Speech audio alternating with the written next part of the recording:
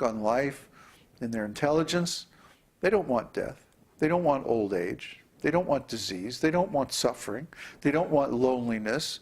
They don't want frustration. They don't want to suffer at all. I mean, really. I mean, if you had your choice, you know, between suffering and not suffering at all, which one would you pick? Not suffering, of course. Only a madman would choose to suffer. So then, if you know this theory that comes from the Vedas, you would understand that the activities of most people, beginning with their thoughts, are inevitably going to cause them to suffer. Why? Because their thoughts and activities are material. And when we're in material consciousness, we are affected by the changes in the material world. And everything in the material world goes through 7 stages.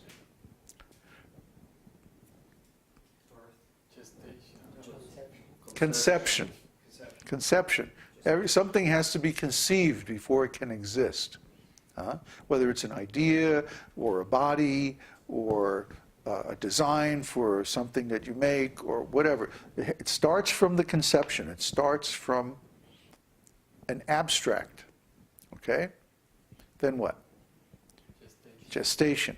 It has to build. It has to generate. It has to go through a process of nourishment and growth until birth. Right. It comes out from the unmanifest stage into the manifest stage. Okay, then what? Growth, like childhood, youth, and then adulthood. And what happens in adulthood? Creation of byproducts. In other words, work and reproduction. Anyone who's been married knows that those two things go together. The more you want to reproduce, the more you have to work.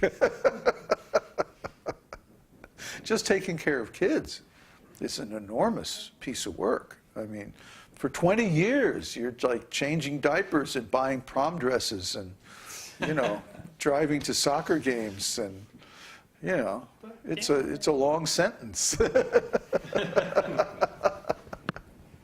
So, production of byproducts, and then, once the kids are grown up, dwindling. Yes, one starts to dwindle. The body starts to, as you can see, that has not affected me at all. Old age, dwindling. And then what? Death. Means a change of body, a change of phase from existent to non-existent.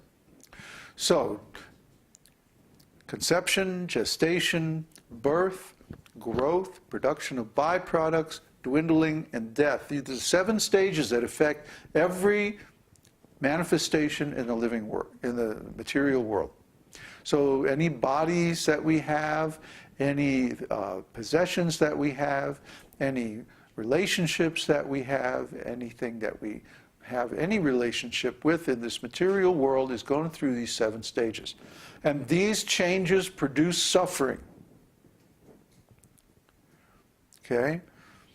Nobody wants their relationships to end. Nobody wants their possessions to be taken away. Nobody wants to get old and die.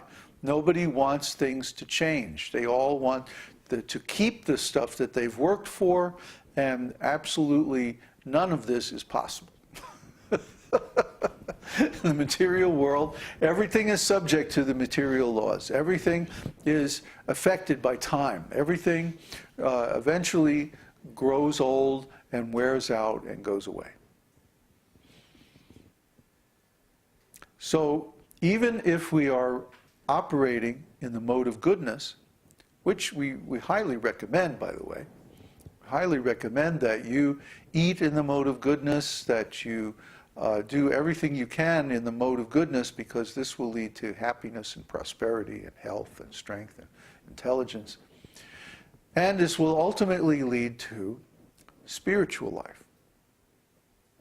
In spiritual life, we take our material activities, and instead of performing them for material gain, we perform them as a service, as a sacrifice to Krishna, to God. And when we do that, guess what happens? We become released from the karmic reaction to those activities.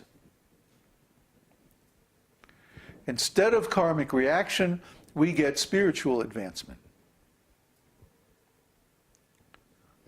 That is the secret of devotional service. That is the operative principle of devotional service. Instead of karma, it's called akarma.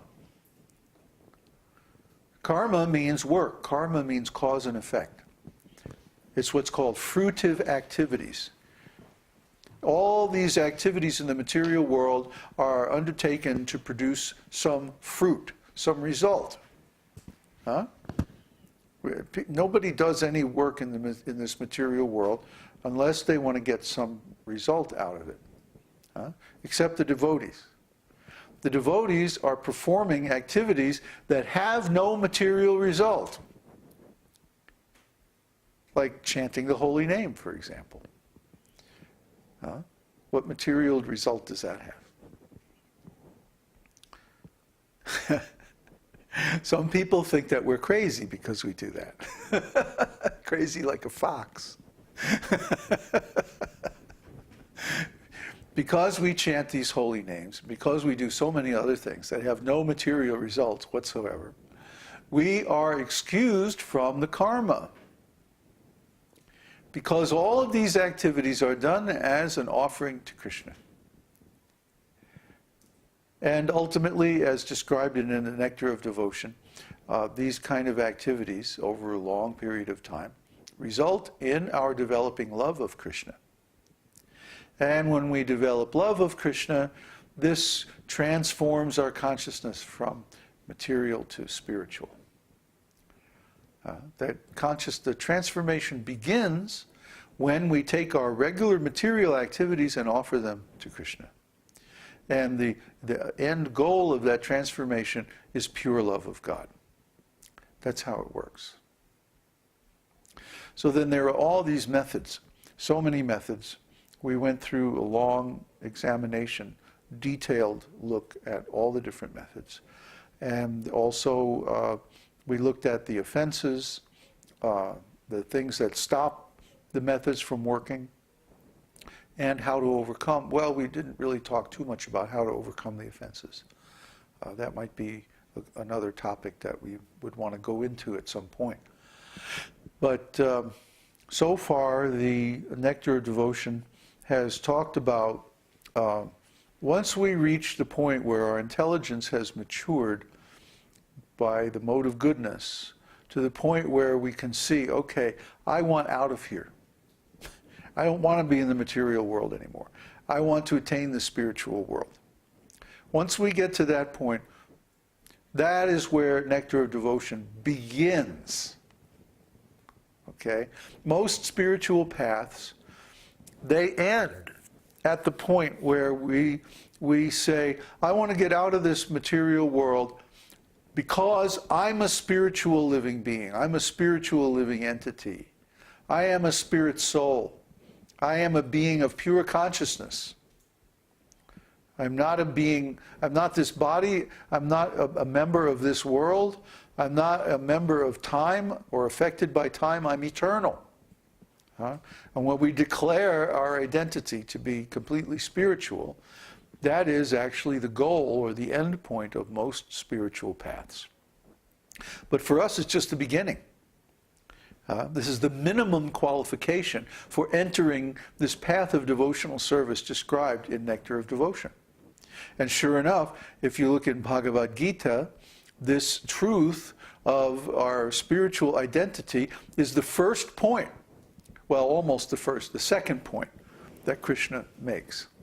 The first point is, Arjuna, you're a fool because you're lamenting. If you're lamenting, means you think you're a material being. Therefore, Declare that you are a spiritual living entity, and this is the beginning of the solution to all of your problems. And then the next step is, in chapter 3, take this activity, all this material work that you've been doing, and offer it to the Lord. And then you become released from the karma, you become free from the reaction, and you can go on and attain liberation like that. So Krishna sums up the process in a few verses, but Nectar of Devotion explains it in detail, great detail, astonishing detail. And Nectar of Devotion is leading up to something too. You notice throughout the description of the process of devotional service, there have been many, many quotations from Śrīmad-Bhāgavatam.